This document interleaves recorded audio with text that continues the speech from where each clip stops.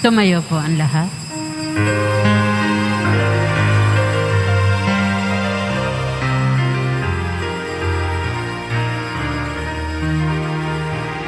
Ating dakilain at sambahin ang Panginoong butihin. Ihalay mga awitin sa piging na handog niya sa atin. Tayo'y magbigay galang sa Diyos na sa atin may lalang. Tanay inakonian, hinirang kawang iniingatan.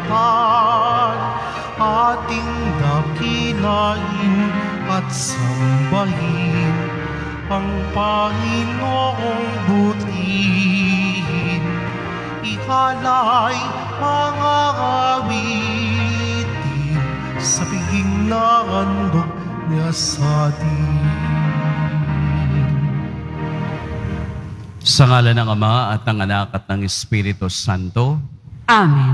ang pagpapala ng ating Panginoong Jesucristo, ang pag-ibig ng Diyos Ama, at ang pakipagkaisa ng Espiritu Santo, naway sumainiyong lahat. At sumaiyo rin. Mga kapatid, aminin natin ang ating mga kasalanan upang tayo maging marapat gumanap sa banal na pagdiriwang.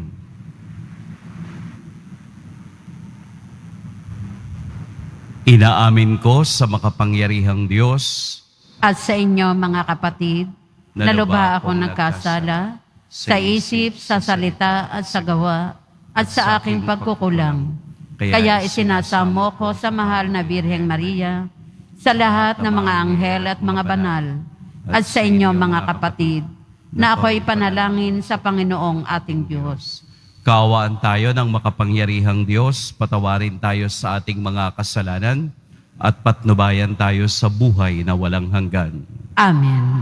Panginoon, kaawaan mo kami. Panginoon, kaawaan mo kami. Kristo, kaawaan mo kami. Kristo, kaawaan mo kami. Panginoon, kaawaan mo kami. Panginoon, kaawaan mo kami. Pinagdiriwang natin ngayon ang paggunita kay Santa Rosa de Lima, Dalaga. Manalangin tayo.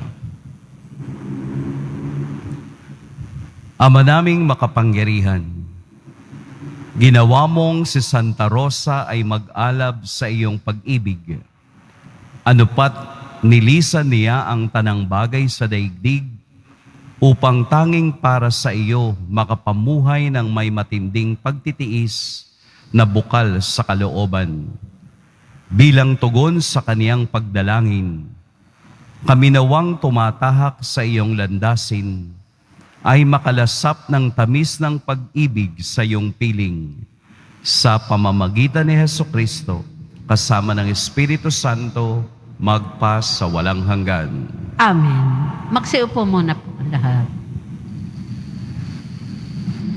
Pagbasa mula sa aklat ng mga hukom. Noong panahong iyon, ang mga taga-Sikem at Bet-Milo ay sama-samang nagpunta sa may sagradong puno ng ensina sa Sikem at itinalagang hari si Abimelech. Nang mabalitaan ito ni Watam, tumayo siya sa itaas ng bundok ng Gerizim at humiyaw, "Mga taga-Sikem, makinig kayo sa akin at makikinig sa inyo ang Diyos.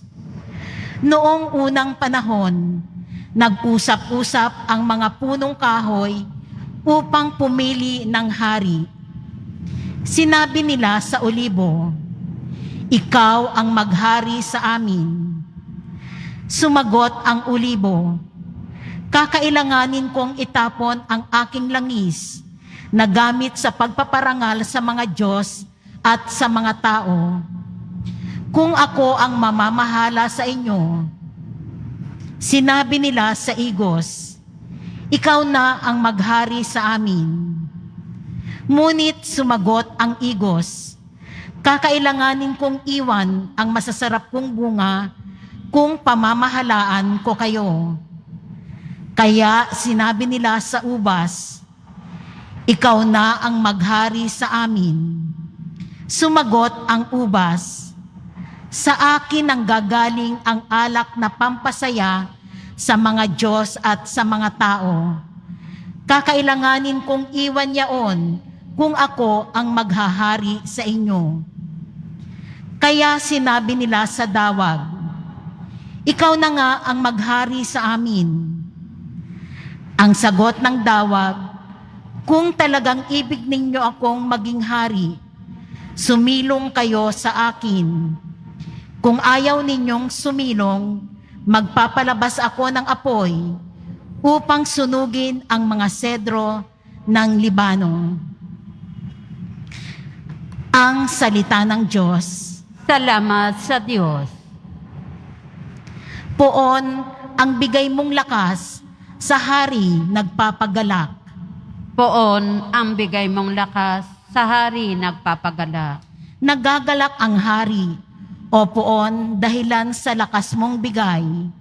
Siya'y nagagalak sa kanyang tagumpay. Binigyan mo siya ng lahat ng kanyang mga kailangan at iyong dininig kanyang kahilingan. Poon ang bigay mong lakas sa hari nagpapagalak. Dinalaw mo siya ng iyong taglay ay gintong korona. Iyong pinagpalat pinutungan siya. Hiling niya'y buhay at iyon ang iyong ipinagkaloob. Buhay na mahabat, walang pagkatapos. Poon ang bigay mong lakas sa hari nagpapagalak. At naging dakila, pinadakila mo ng iyong tulungan. Naging bantog siya't makapangyarihan. Iyong pinagpala ng pagpapala mong walang katapusan. Nagagalak siya sa iyong patnubay. Poon ang bigay mong lakas sa hari nagpapagalak. Magsitayo po ang lahat.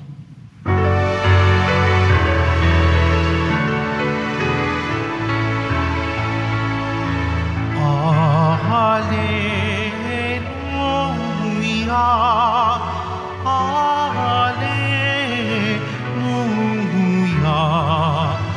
Hallelujah, Hallelujah.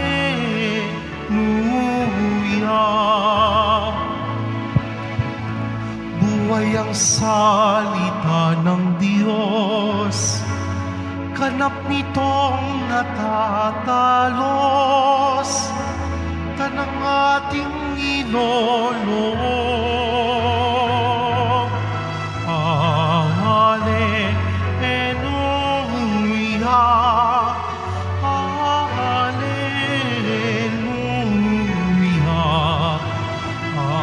Hallelujah.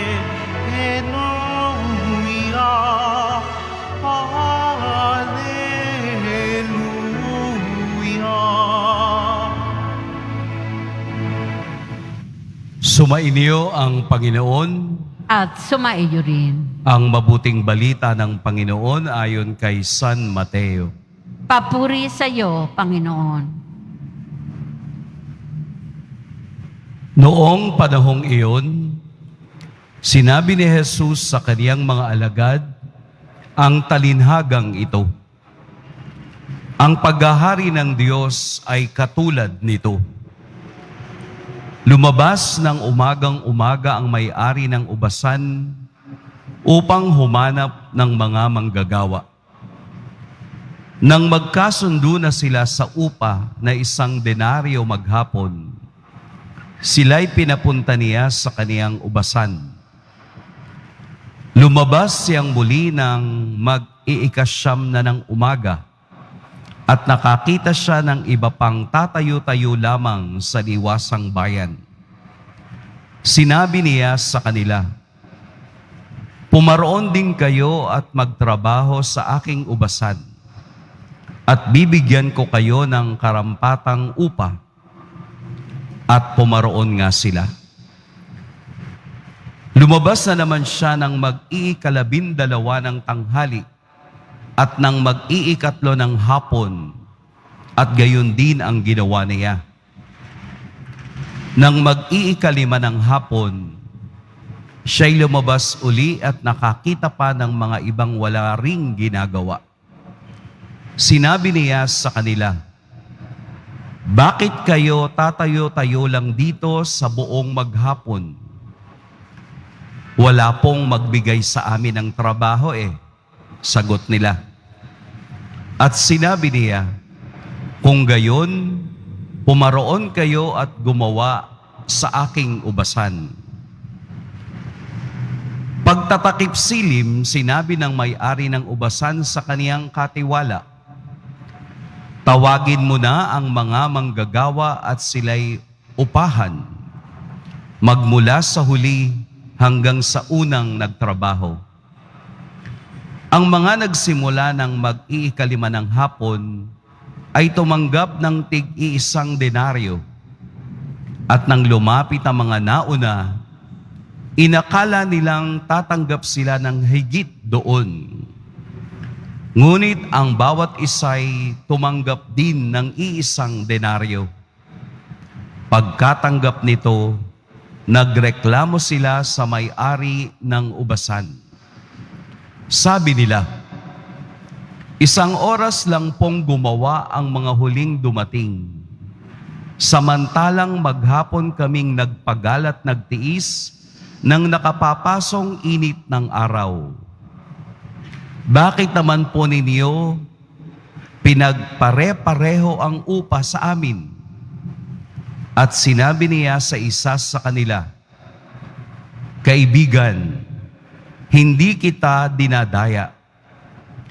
Hindi ba't nagkasundo tayo sa isang denaryo? Kunin mo ang ganang iyo at umalis ka na. Maano kung ibig kong upahan ang nahuli ng tulad ng upa ko sa iyo? Wala ba akong karapatang gawin ng aking maibigan sa ari-arian ko? O naiinggit ka lang sa aking kabutihang loob? Kaya't ang nahuhuli ay mauuna at ang nauuna ay mahuhuli." Mga kapatid, ang mabuting balita ng Panginoon. Pinupuri ka namin, Panginoong Heso Kristo. Magsiupo muna ang lahat. Magandang umaga po sa lahat. Maganda po ang mensahe ng ating ebanghelyo ngayon. Isa ito sa mga talinhaga, sa 7 talinhaga na binabanggit sa San Mateo tungkol sa tema ng paghahari ng Diyos. Ibig pong sabihin, totoo ang kaharian ng Diyos. Totoo na mayroong Diyos na naghihintay sa ating lahat. Upang maunawaan natin ang tunay na kalalagayan natin dito sa lupa, atin pong unawain kung sino tayo sa Ebanghelyo ngayon. Mayroon pong 4 na simbolo na makukuha tayo sa talinhaga. Una, na simbolo na ating narinig ay mga tao. Yung manggagawang tinawag ng katiwala. Una, sa umaga, sumunod alas 9, alas 12, alas 3 at alas 5. 5 beses tumawag ng manggagawa ang katiwala upang magtrabaho sa ubasan. Iyon ang ikalawa. Ikalawang simbolo ay ang ubasan. Ikatlong simbolo ay ang wages o yung sahod na pare-pareho. Napakaswerte nung huling tinawag, no? Yung tinawag ng alas 5, pareho din ang sweldo nung tinawag ng alas 7. o alas 9 o alas 12. At ang ikaapat na simbolo na dapat nating maunawaan ay ang kaharian ng Diyos. Kung inyo pong titingnan, parang unfair, parang hindi tama ang pagpapasweldo nung may-ari ng ubasan. Pero ito po ang tunay na kalalagayan ng ating pananampalataya. Dahil ang ating pag-unawa sa Diyos at pagtanggap sa Diyos ay progressive. Hindi pwedeng nasa taas agad. Kailangan mag-umpisa tayo sa unahan. Ano pong ibig sabihin ng progressive? Unang tinawag ng Diyos ang mga Israelita. Unang tinawag ng Diyos yung mga unang tao upang sumunod at maging kaniyang bayan. At hindi nila natupad. Sumunod na tinawag ng Diyos ay ang mga propetang sasaksi sa kaniyang kagandahang loob at sa kaniyang pag-ibig sa bayan. Pero hindi tinanggap ng mga tao ang propeta. Sa oras na yan ay pagpapahayag na ang Diyos ay tumatawag sa kaniyang sariling panahon at sa kaniyang sariling pagkakataon upang magtrabaho sa kaniyang ubasan. Ang iba ay tumugon, pero ang iba ay nagreklamo. Kaya pare-pareho ang wages o ang salary dahil pare-pareho tayong ililigtas ng Diyos sa katapusan ng buhay. Ang tanong para nating mapagnilayan ang kahulugan nito sa aking sarili, kailan ako sasagot sa tawag ng Diyos? Kailan ako ibibigay ko ang sarili ko anumang oras mula ngayon hanggang mamaya sa paglilingkod sa Kanya? Ang oras po ay simboliko ng ating buhay na mula pagkabata hanggang sa edad mo ngayon, patuloy na tumatawag ang Diyos sa ating lahat. Kaya ang pagtawag ng Diyos ay wala sa edad. Kung hindi nasa pagsunod, kung hindi nasa pagtugon, kung gaano katotoo ang iyong gagawin. Nakapagtataka, bakit alas 5 na ng hapon, wala pang kumukuha sa kanila para magtrabaho sa ubasan? Dahil kultura nila na ang lahat ng manggagawa ay kailangang pumunta doon sa kanilang palengke. Para kung ako ay mayroong ipagagawa, pupunta ako doon at pipili ng manggagawa. Bakit naiwanan ang ibang taong ito? Magtataka tayo. Bakit kaya sila hindi napili?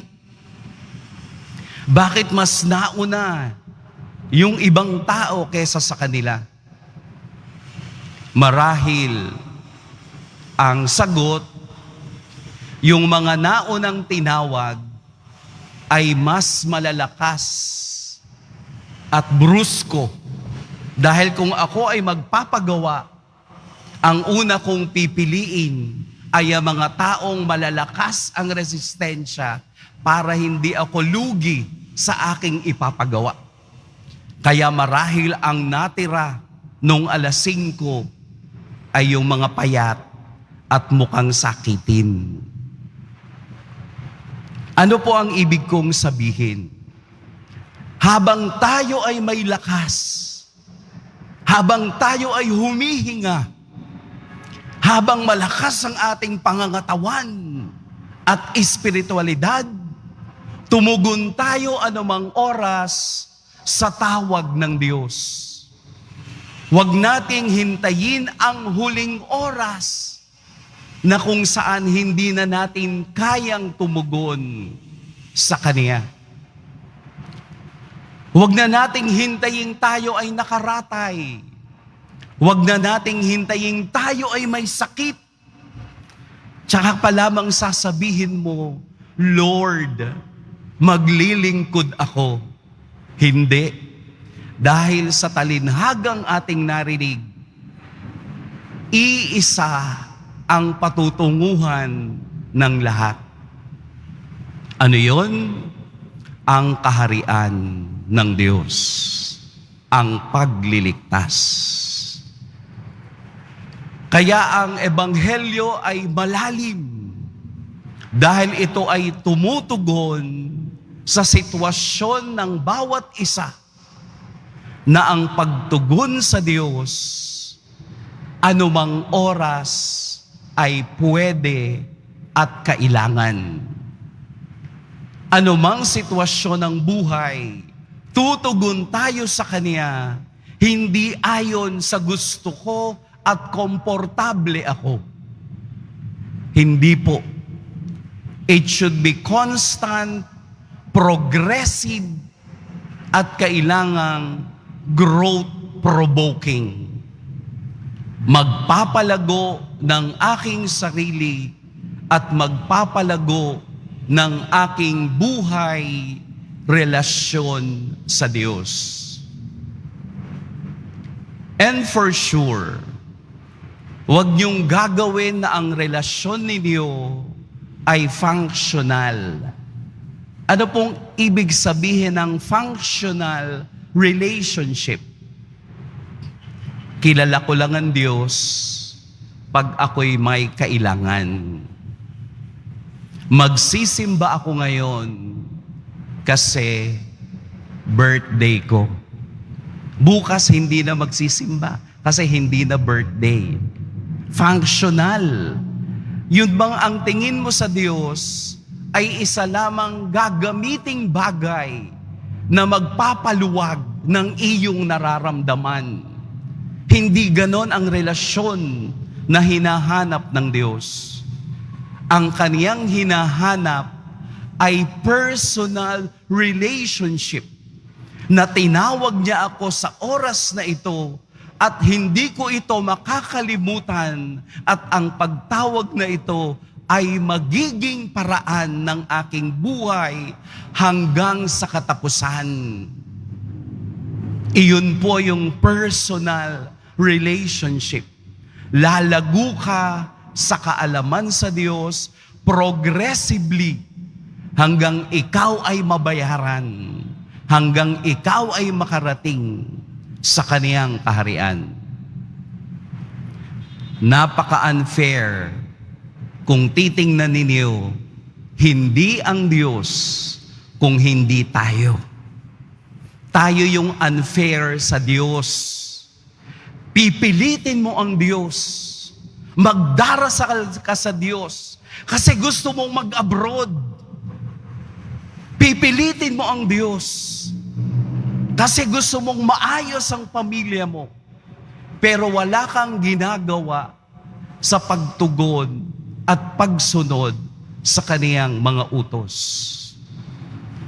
Ito po tayong lahat. Tayo po ay manggagawa sa kaniyang kaharian. Kaya sa kahulihan, wala ba akong karapatang gawin ang aking maibigan sa ari-arian ko? O naiinggit ka lang sa aking kabutihang loob?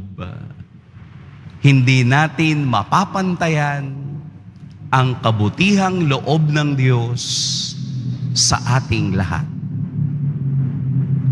Ito ang araw, ito ang oras ng pagtugon sa Kanya.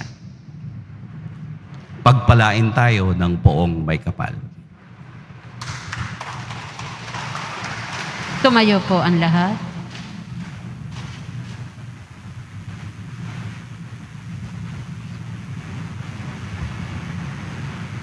Minamahal kong mga kapatid, ang pamamaraan ng Diyos ay hindi tulad ng sa atin. Dahil ang Kaniyang katarungan at kagandahang loob ay higit pa sa ating turing at sukat. Lumapit tayo sa Kaniya habang nananalig na pakikinggan niya tayo at hindi bibiguin. Ama, sumaamin nawa ang iyong kagandahang loob. Ama, sumaamin nawa ang iyong kagandahang loob. Ang simbahan sa pamamagitan ng kanyang misyonero at tagapagpahayag, naway maipalaganap ang ebanghelyo ng Panginoon ng may katapangan at pagtitiyaga. Manalangin tayo. Ama, sumaamin nawa ang iyong kagandahang loob. Tayo naway makapaglingkod sa Panginoon at isa't isa nang walang hinihintay na merito o gantimpala. Sa halip, gawin lamang ito ng may kabutihan mula sa ating mga puso. Manalangin tayo. Ama, sumaamin nawa ang iyong kagandahang loob. Ang mga walang trabaho, naway dagling makatagpo ng kanilang hanap buhay. Manalangin tayo. Ama, sumaamin nawa ang iyong kagandahang loob. Ang mga may sakit at nagdurusa, naway mahihan sa kalinga at unawa ng kanilang pamilya at mga kaibigan. Manalangin tayo. Ama, sumaamin nawa ang iyong kagandahang loob. Ang mga nagtyagang mamuhay ng mabuti sa mundong ito at namayapa naway makatanggap ng gantimpala sa makalangit na kaharian ng Diyos. Manalangin tayo. Ama, sumaamin nawa ang iyong kagandahang loob. Panginoon naming Diyos, mapagkumbaba kaming naglilingkod sa iyo sa abot ng aming makakaya, nang walang hinihinging kapalit. Naniniwala kami na nasa piling ka namin at binibiyayaan mo kami ng mabubuting bagay dahil sa iyong anak na si Jesus na aming Panginoon. Amen. Magsiupo muna ang lahat.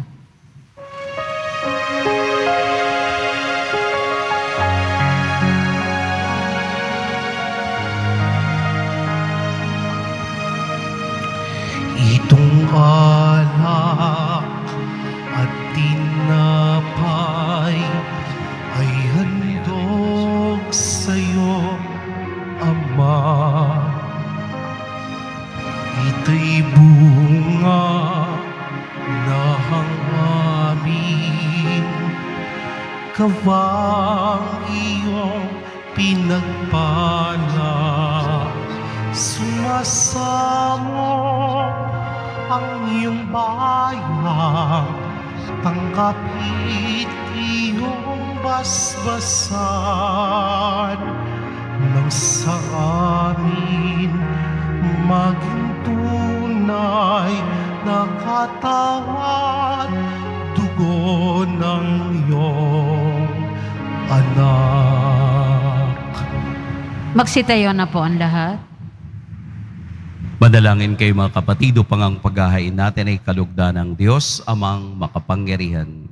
Tanggapin nawa ng Panginoon itong paghahain sa iyong mga kamay, sa kapurihan niya at karangalan, sa ating kapakinabangan at sa buong sambayanan niyang banal.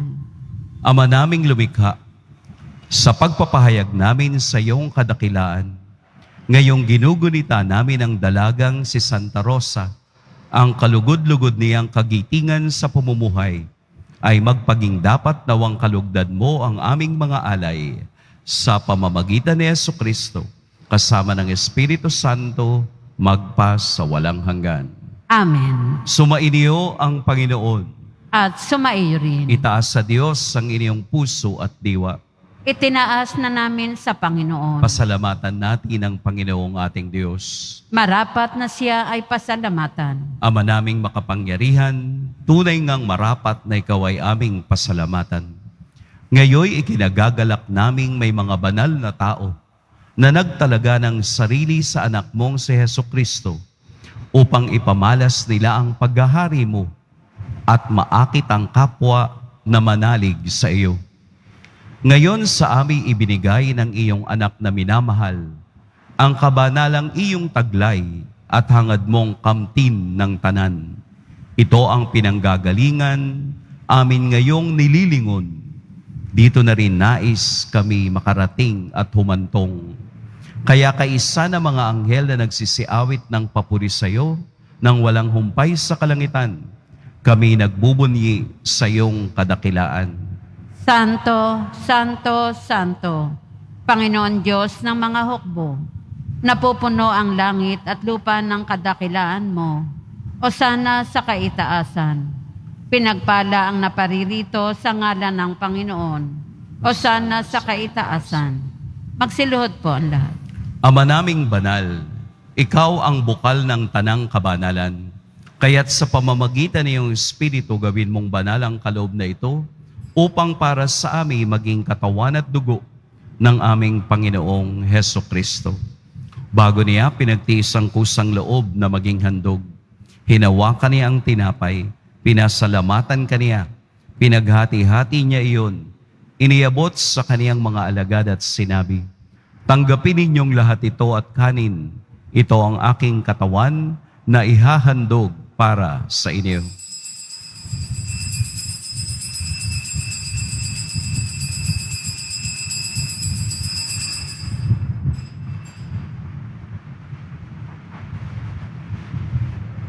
Gayun din naman, noong matapos ang hapunan, hinawakan niya ang kalis, muli kaniyang pinasalamatan. Inabot niya ang kalis sa kanyang mga alagad at sinabi, "Tanggapin ninyong lahat ito at inumin. Ito ang kalis ng aking dugo, ng bago at walang hanggang tipan. Ang aking dugo na ibubuhos para sa inyo at para sa lahat sa kapagpapatawad ng mga kasalanan. Gawin ninyo ito sa pag-alala sa akin."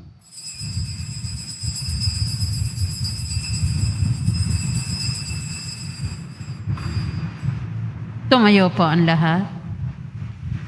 Ipagbunyi natin ang misteryo ng pananampalataya.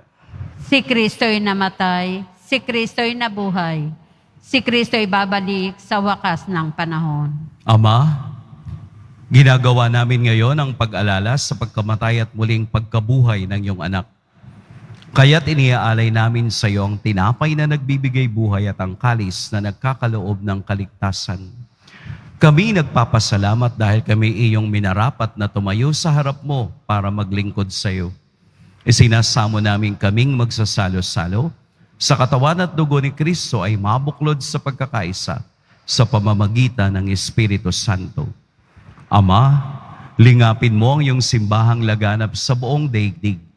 Puspusin mo kami sa pag-ibig kaisa ni Francisco na aming Papa at ni Jose na aming obispo at ng tanang kaparian. Alalahanin mo rin ang mga kapatid naming nahimlay nang may pag-asang sila'y muling mabubuhay, gayon din ang lahat na mga pumanaw. Kaawaan mo sila at patuloyin sa iyong kaliwanagan. Kaawaan mo at pagindapating kaming lahat na makasalo sa iyong buhay na walang wakas.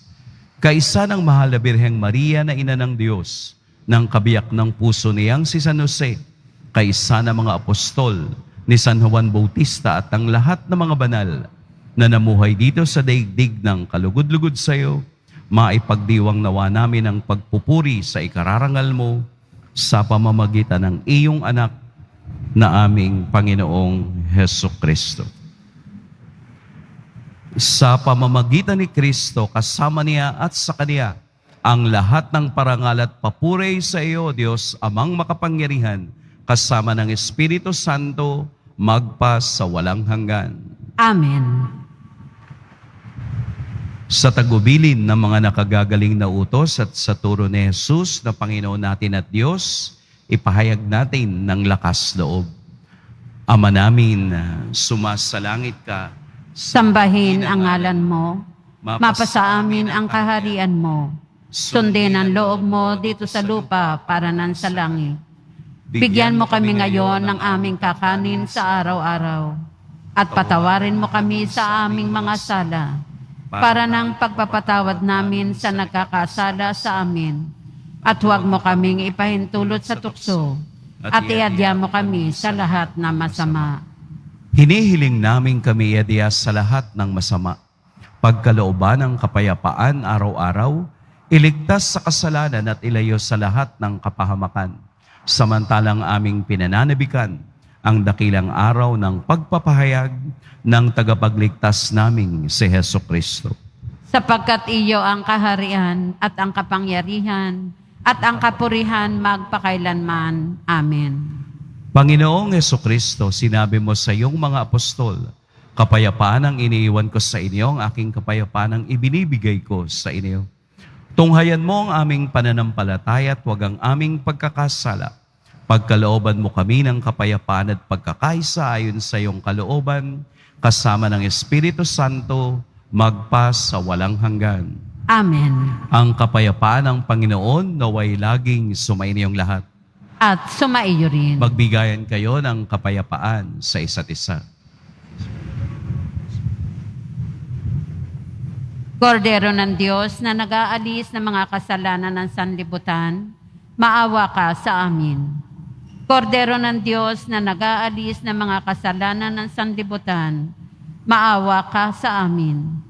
Kordero ng Diyos na nag-aalis ng mga kasalanan ng sanlibutan, ipagkaloob mo sa amin ang kapayapaan. Magsiluhod po ang lahat. Narito si Jesus ang tumatawag sa atin sa kaniyang ubasan. Ito ang kordero ng Diyos na nag-aalis ng kasalanan ng sanlibutan. Mapalad ang mga inaanyayahan sa kaniyang piging. Panginoon, hindi ako karapat-dapat na magpatuloy sa iyo. Ngunit sa isang salita mo lamang ay gagaling na ako. Pagsanggalang nawa ako ng katawan at dugo ni Kristo para sa buhay na walang hanggan. Ang katawan ni Kristo, Amen.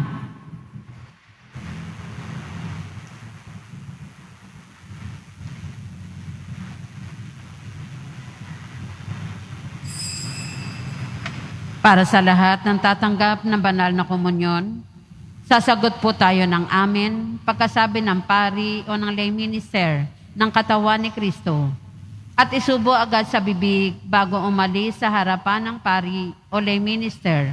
Sumunod po tayo. Maraming salamat po.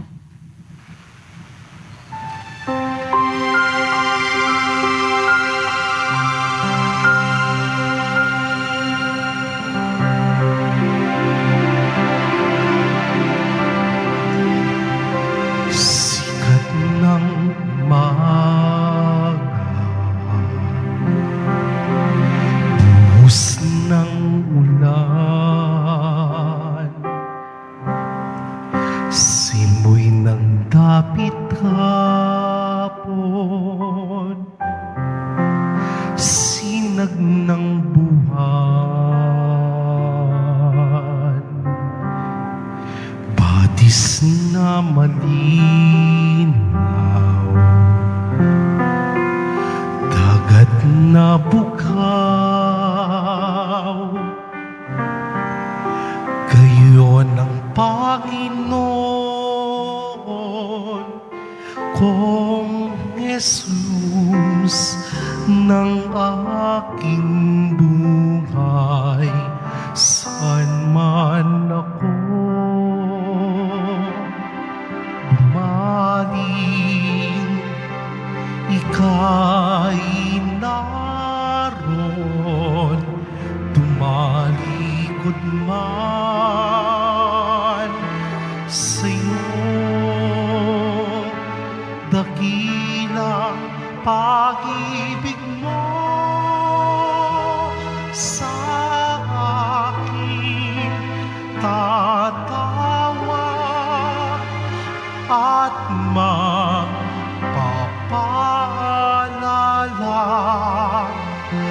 ako'y iyong kinigiliw at siya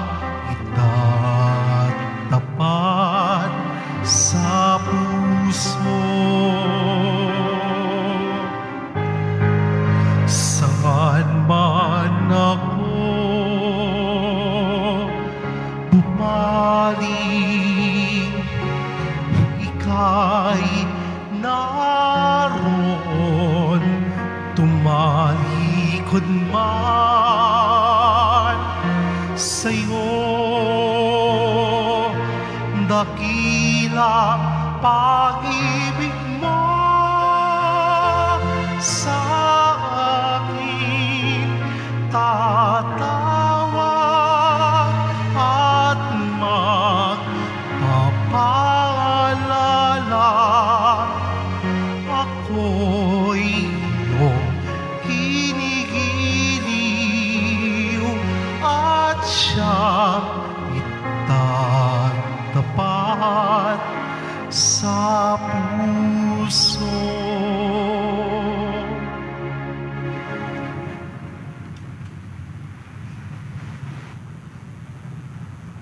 Pagkatapos ng misa, wiwisikan po ang lahat ng banal na tubig. Pinakikiusapan ng lahat na manatili lamang muna sa inyong mga lugar. Tanging sa Quezon Boulevard o Plaza San Juan lamang ang labasan ng lahat. Sumunod po tayo. Maraming salamat po sa inyong pagdalaw at pagsisimba sa Basilica Minor at Pambansang Dambana ni Jesus Nazareno.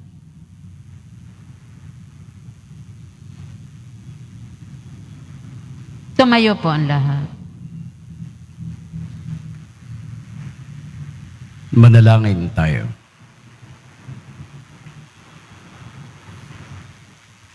Ama naming mapagmahal, sa pagsasalo namin ngayon sa banal na pakikinabang, matulungan nawa kami ng ulirang katapatan ni Santa Rosa upang tanging ikaw ang aming mahalin habang inaako namin ang malasakit ni Jesucristo kasama ng Espiritu Santo magpas sa walang hanggan. Amen. Sumainyo ang Panginoon. At sumaiyo rin. Yumuko kayo para sa pagbabasbas. Mahal na poong Jesus Nazareno, inihayag mo sa pamamagitan ng krus ang walang maliw na pag-ibig ng Diyos sa sangkatauhan. Pakinggan mo po ang kahilingan ng iyong angkan na nagsusumamo sa iyo. Makamtan nawa nila ang iyong katugunan at tanggapin ang kasagutan na may utang na loob na tinatanaw. Basbasan din po ninyo ang mga daladala nilang mga imahen at dasalan.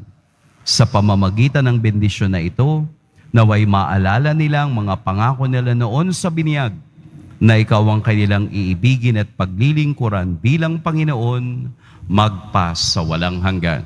Amen. At pagpalain kayo ng makapangyarihan at mapagmahal na Diyos, ang Ama at Anak at Espiritu Santo. Amen. Tapos na ang ating pagdiriwang, humayo kayong taglayang kapayapaan ng poong Jesus Nazareno. Salamat sa Diyos.